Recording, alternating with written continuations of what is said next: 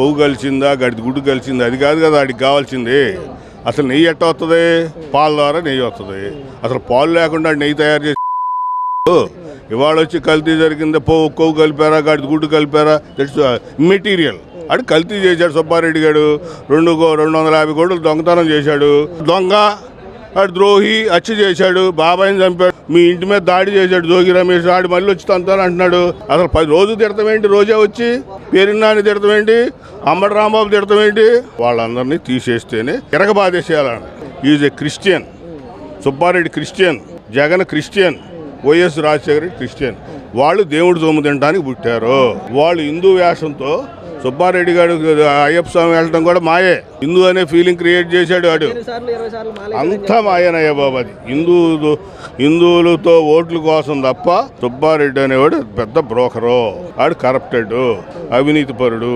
కరుణాకర్ రెడ్డి అవినీతి పరుడు. వాడు తప్పు చేశాడు.